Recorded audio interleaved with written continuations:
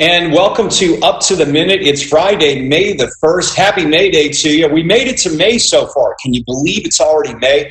The wonders of technology. We're living in a virtual world, and we're on a few moments late this morning because we had to make some technology changes. So we're going with the flow, and we're glad to be with you live this morning with Up to the Minute. I'm joined by Brittany Pacheco, who is in her nerd room at her home. Boy, it's been a crazy morning so far. I hope May's not like the rest of like today, huh, Brittany? Perfect.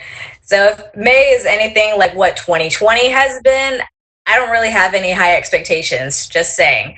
But we are grateful for everyone who's joining us on Facebook Live right now as we get Up to the Minute underway. Be sure to like our Facebook page as well as our other social media platforms on Twitter and Instagram, and also head over to our YouTube channel. We do have videos that come at you daily, so be sure you subscribe to our channel and also hit that notification bell. That way you can be the first to find out the latest from HCC. Well, it is a Friday, Brittany, and that means we've got a couple of special guests. One of them making his Friday appearance, Michael Garfield, the High-Tech Texan. He's got some tips for us, and good morning, Michael. Good morning. It's interesting. I'm going to talk about Zoom Gloom, and this is kind of what we experienced not too long ago. Are we having too much video conferencing issues now that we've been quarantined a month and a half? We'll talk about that. Truth to that statement right there. We're going to discuss in a few moments. So stick around. Thanks for being here, Michael. But we're going to start with another Michael. Michael Flanagan's joining us, and Michael is a drama instructor with the Center of Excellence for Visual and Performing Arts. Michael, welcome to the show. It's been a rocky start, but we are glad to have you with us on this Friday. Thank you. I'm glad to be here. Now, Michael, you and you've got a very special thing coming up here on our Facebook Live platform, which will be tomorrow, I believe, early evening. And you've been working with Kathy Snyder, also from the Center of Excellence. And you've been talking about, or you guys have something that's going to be new for us. I don't think we've tried this on Facebook Live before, but you guys have been practicing it. It's going to be a virtual production, something called Scenes from Screens. Tell us about it. Yeah, it's definitely something we haven't tried in this way before, of course, by necessity, but it's also been kind of interesting and fun. The drama student practicum class students were doing a production of Peter and the Starcatcher when we were all allowed to leave our houses and could go places. And that, like everything else, got shut down, but they were still enrolled in the class. And one of the requirements for the class is to participate in a live piece of theater. So we decided, like so many people in the theater community have been doing, with doing songs and scenes and just from Zoom or WebEx, and then live streaming it to YouTube and Facebook, we decided to put together a series of scenes and monologues and songs and design presentations and rehearse it via WebEx and Zoom and then perform it live. Well, you know, it's funny how this works because a few weeks ago, I got a notification from my nephew who lives in Dallas, and he's a high school junior right now, and they're doing a production up there, another Peter Pan production. I think it was something involving Hook, and they were his whole class was doing it online. So he asked us, come and join us. So it was Keller High School. I'll give him a plug. They did the whole production online with these teenage students, and it was incredible. I watched it with my wife. We got a chance to see it because I never had a chance to see his productions because I live here in Houston. He's up there in the Dallas area. And then I returned to work that Monday, and one of our team members said, hey, our drama department wants to do this. And I'm like, you know what? I just saw it over the weekend. That has to be a sign. And so we were all on board and very excited when we heard about that. But you're seeing a lot more of these pop up on Facebook, and they're fascinating to watch. Yeah, it's been really fun to do. And I mean, if you think about it, and I had this conversation with somebody at the company that holds the rights to Peter and the Starcatcher, every high school musical and play and grade school and college production around the world got shut down if it wasn't done before we were all told stay home. And that's a whole lot of theater, including professional theater in Houston, regional theater, Broadway, and London, that has now had to get innovative and find ways to still tell stories online, to still find a way to do theater and present it to people And one of the good things that this quarantine has shown is that people still love storytelling, and they love being able to sign in and tune in and watch stories be told.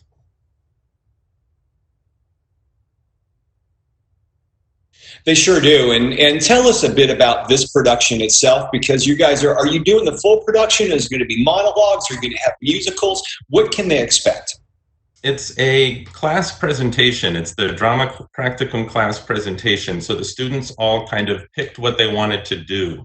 And some wanted to do monologues from standalone monologues from some plays. Some wanted to do a scene from Peter and the Starcatcher that is now indefinitely postponed. We have one student who's singing a couple of songs, one of which she wrote. And then a couple students wanted to do design presentations, and Kathy Snyder, among other things, is a professional costume designer. So they've elected to work with her and present their ideas for various costume designs as part of this. So it's several branches of theater that we're kind of putting together in an evening of scenes, monologues, and songs, and those designers. Well, when I was in high school, I was in the drama department, and we worked on plays. In fact, you're familiar with John Corley. Yeah. Who used to work for HCC, passed away a few years ago. He actually came to my high school back when I was in high school and was a guest director of one of our plays when we did Camelot. But one of the things I remember the most and what I really enjoyed were the rehearsals. You'd stay there till 11 o'clock at night or 12 o'clock at night when you're high school. That's pretty cool. It was a lot of fun, but it was a lot of work and a lot of camaraderie. How are you guys doing that now with rehearsals for this project, being that it's online? Well, we've got a couple of formats. One of them is one-on-one via WebEx. Kathy will meet with her design students and kind of just like we are now, have conversations via WebEx or Zoom. I've met with a lot of the students doing monologues and songs and some of the scenes and kind of direct via this. It looks very much like this, like so many things do now if we talk to anyone outside of our homes. And it's just kind of the same thing with a little peppering of directing for film and TV, because it's, squared off, chest up, directing that way.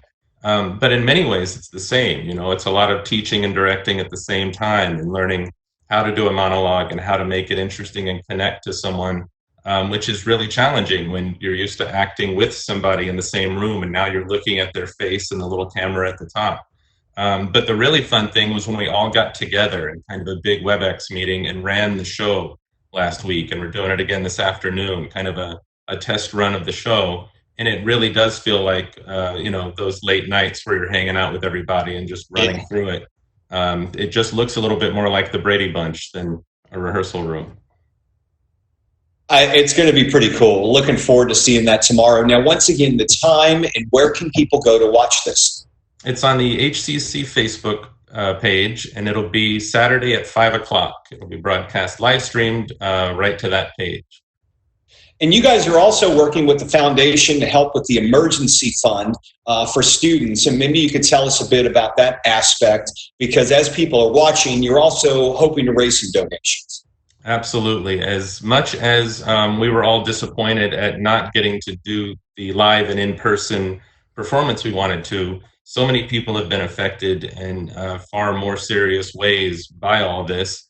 And the HCC Foundation has a great fund to kind of help students, HCC students, in whatever way they need. So one of the things we're going to do, as this is live streamed, on the bottom of the screen the entire time, you'll be able to do that thing where you point down and say, go to this URL, click this link, and donate whatever you can. And I'm sure that as people are watching, they'll have a constant reminder. I'm going to throw out a few reminders, and we're hoping to raise a little bit of money for that great cause. It kind of brings you back to those days of theater where every now and then they have pay what you want or pay as you can for the performance, where you go in and you give them $10-20 or whatever for the performance. But this time it's going directly to our students who are in need at this time. Yeah, absolutely. It's a free evening of classroom presentation theater.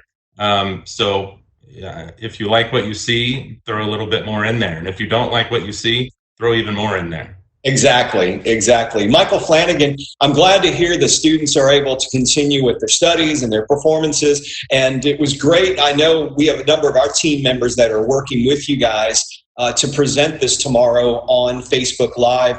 And we're glad to be helping you out. And I'd like to see more of these as we move forward, especially if we're locked down for a few more months. Feel free to jump in anytime, and we'll be more than happy to support you guys. Oh, well, thank you so much. I'm sure there'll be more, and I'll definitely let you know. Thanks, Michael Flanagan with the HCC Drama Department. And once again, tomorrow, tune into our Facebook Live page for the district. Check the performance Scenes from the Screen. Thanks again, Michael. We appreciate you being here. Thank you. And we're now joined by another Michael, and this is the High-Tech Texan, Mr. Michael Garfield. He is joining us today. And, before we went on the air, Michael, we had a few technical glitches. And because of these online meetings we were having, we had to switch gears at the last minute. But there's a term for that, I guess. Zoom, Gloom. What is that all about? If you think about it, Todd, this is a month and a half right now. This is how we've been meeting. We're used to the face-to-face meetings, the backslapping, the hand shaking, but no more, man. Could be what's the new normal. And if you think about it, I'm not sure how much longer that I know personally I can stare into a camera and pretend not to be multitasking with something else that's going on, because we're all doing it. And I read several articles this week. They're calling it Zoom gloom or Zoom fatigue. And I'm not trying to single out Zoom. Listen, there are so many others that I'm going to go through here in a few minutes, right. But it's the video chatting services, and it's really easy to understand why. And if you think about it, video, it's a very high focus activity as opposed to audio. See, audio is very low focus, because with audio, you can drive, you can exercise, you can read, you can do so many things. You can mute your microphone, you can have another conversation with audio. When you're video, though, this is all you can do. It's like being on a one-to-one meeting, but only worse, because you never know when your boss or your client or other person to whom you should know or respect is looking directly at you. It's very tough.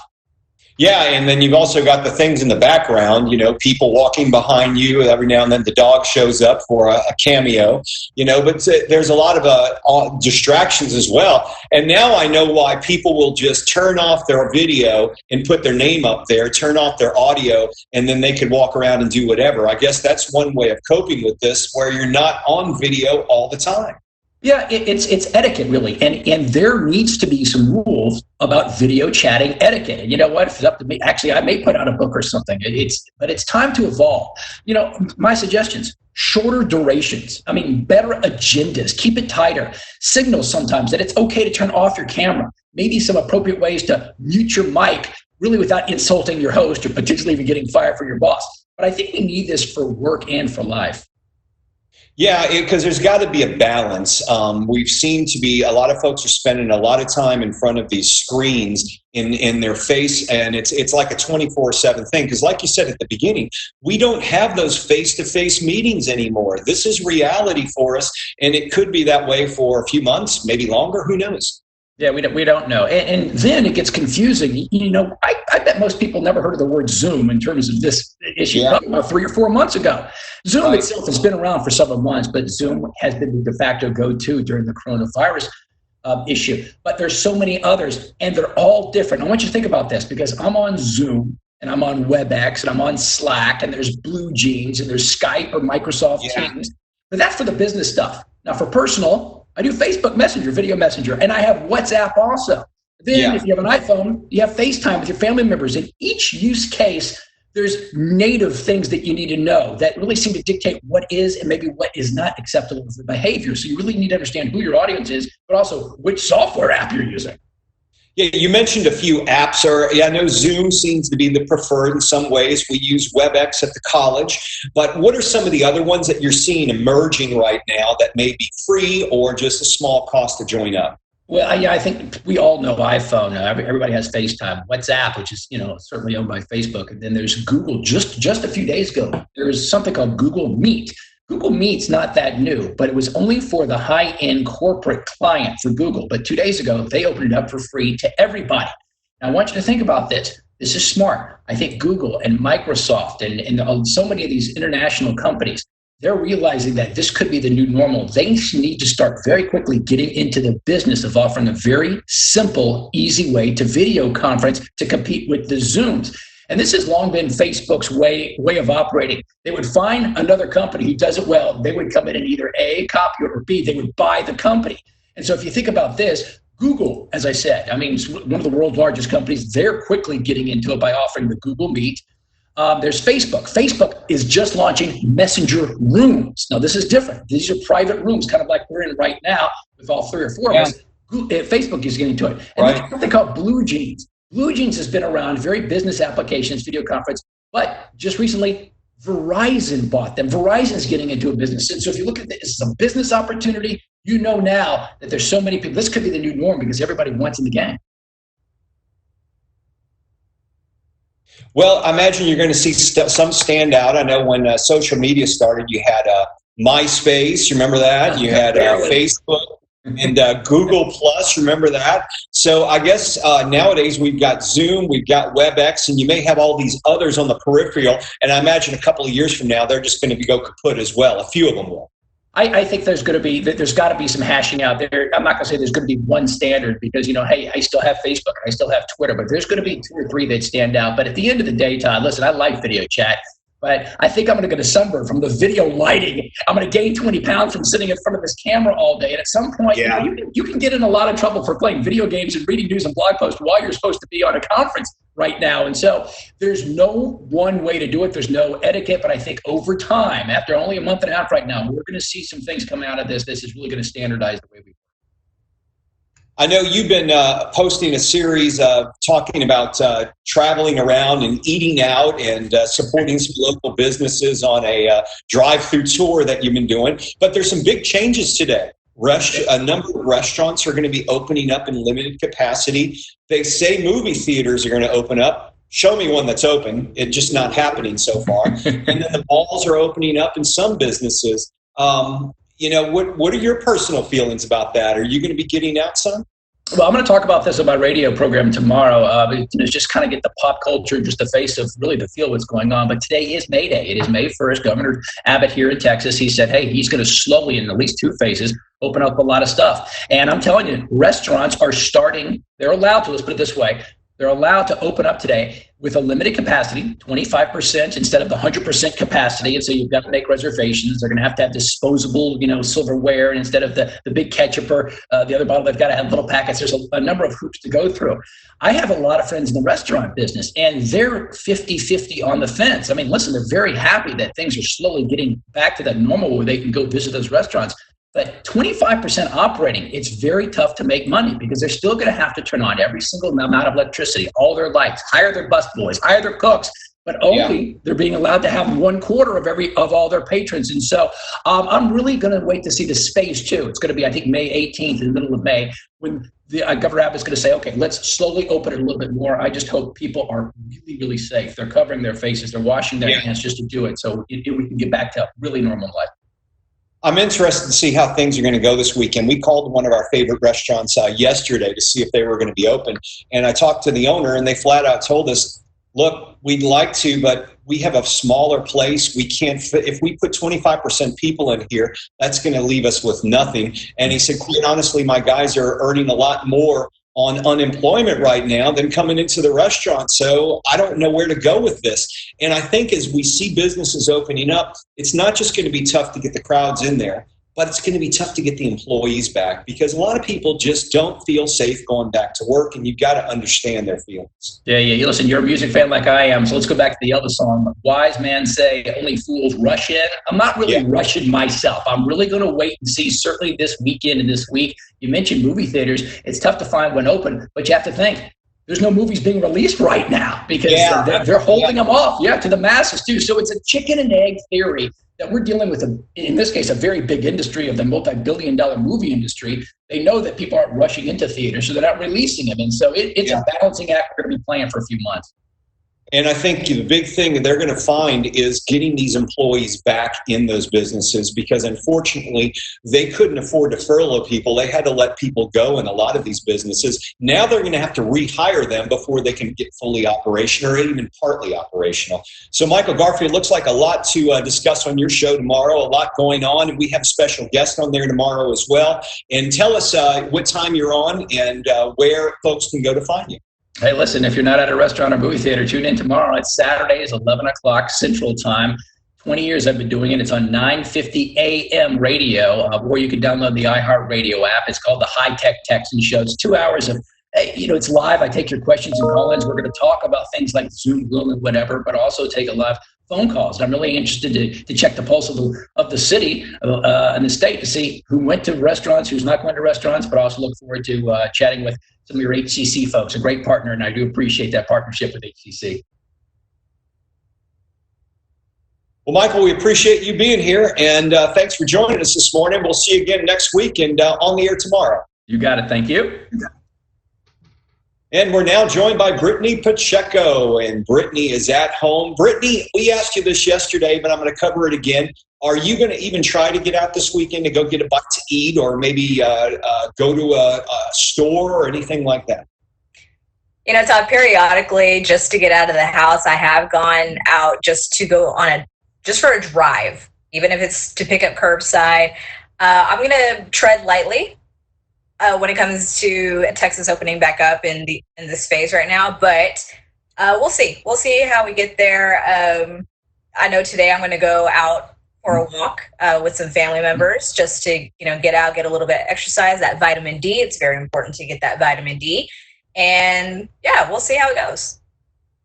Well, I'm going to try to get out some this weekend. I've got reservations to get a bite to eat tonight, so we'll see how that goes. And then I've got some errands to run, which may involve going to a mall. And I've got to say, went to the mall before the shutdown. It was weird. There was no one there in the mall. Very few people. So I'm interested to see how this weekend will go if people are going to. I'll tell you, if I drive to the mall and it's full, not going. But if we drive there and there's hardly anybody there, I might venture inside and just get a glimpse. So if I do, I'm going to take a few pictures of the mall and the restaurant, and we'll post them next week to kind of give you a glimpse of what it looked like over the weekend. I think it's going to be either very, very busy where I won't want to go, or it's going to be like it was the week before the shutdown. So one way or another, but we'll find out. So social media, we've got any concerns or questions we're getting today that you're seeing? Yeah, Todd, we are getting questions about some of our programs. We had one student who was asking about our digital communication program, which, I'm a big fan of, because as a Digicom alumna, I support anyone who wants to go into that field. It's a great field to get into. We offer a great course listing, and we have some amazing teachers who have worked not only in the industry, but have done some really incredible freelance work and what have you. So they have a lot of insight to offer students. So if anyone is interested in checking out our programs, I know this is not a URL we usually throw out there, but I'm going to go ahead and throw it. If you'd like to check out what we offer here at HCC, go to hccs.edu/programs to see our A through Z catalog. Now, once again, summer registration underway, and we've also got fall registration starting on Monday, and you can visit one website for both semesters. And where can they go to register? Really simple and really easy for summer and fall registration, which again begins on May 4th. Go to hccs.edu/now. Virtual graduation happening May the 22nd. That we've got a very special program we're going to be presenting for you. And students, if you're wanting to graduate or looking to graduate this semester, please do take part in the virtual graduation. That is happening May 22nd. All information can be found at hccs.edu/graduation. And Brittany, we're also keeping in mind that many students may want to walk in the graduation ceremony like you yourself did a few years back, and they can do that in the winter as well. Definitely. So right now, students, we obviously know that this is such a milestone. Coming from me firsthand, I know just how important this moment is for you. So we do invite all students who are supposed to graduate in spring 2020 to come and actually walk in our fall 2020 commencement ceremonies. Hopefully, fingers crossed, we'll be up and running again. Hopefully, we won't have to stay home for the duration of 2020, but let's be optimistic.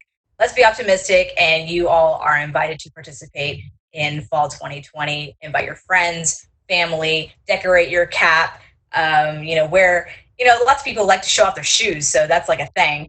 But this is your moment. You've worked so hard to achieve this milestone, and you have every right to walk across that stage, and we are here to support you in that endeavor. So if you want to participate in virtual commencement ceremonies, that's happening May 22nd, we invite you to do so. Also, you're invited to participate in fall 2020 to walk across that stage.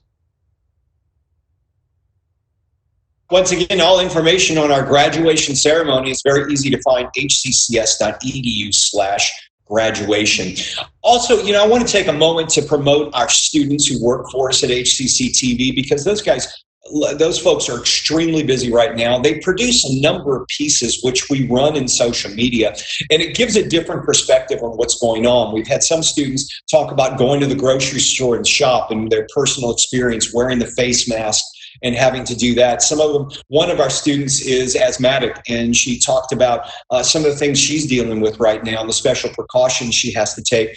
And Brittany, one thing that I've enjoyed, several of our students are international students, and what they've done is they've reached out to their family in their home country, and they're giving interview perspectives as to what's going on. And we've got one of those running, which we just are posting today, from Andre Vivas. And Andreas is one of our part-time students and also a part-time workers, but also an HCCTV student or HCCTV employee. And he's got a great perspective. So look for those. And I don't know if you've had a chance to see them, but they really are doing some great stuff.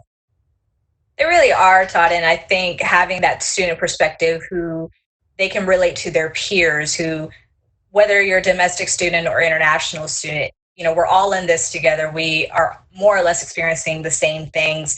And to also give that outside view from, just other countries in general, how this pandemic is affecting others in other places. So I think it's just good to be informed and to really be empathetic about what's going on, and to just, be grateful for the things that you do have, what resources you do have available, because some people are not as fortunate. However, it's always a good reminder just to, be kind to one another, be compassionate, and to just have some patience when it comes to dealing with, our new normal in this pandemic. And big shout out to our students who are being vulnerable. Really, it's hard to be that vulnerable, and just to keep doing what they're doing. And they're great students, and I miss seeing them, back at work. And it's okay. We're going to get through this, everyone. We're going to get through this. Please show your support to our students, and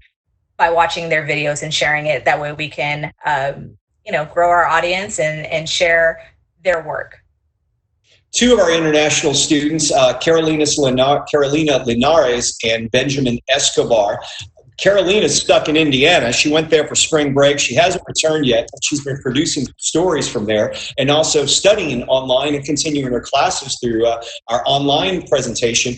And she is going to be featured on an ABC 13 news story tomorrow, along with Richard Gosselin, who was instrumental in getting our faculty online and up to speed with online instruction. You can watch their story on ABC 13 tomorrow at 6:30. There's a special presentation they're doing called Community Strong, and we're one of the sponsors of that show. So we encourage you to tune in tomorrow, check out some of our finest here at HCC, our students and our faculty, and that's at 6:30 as well.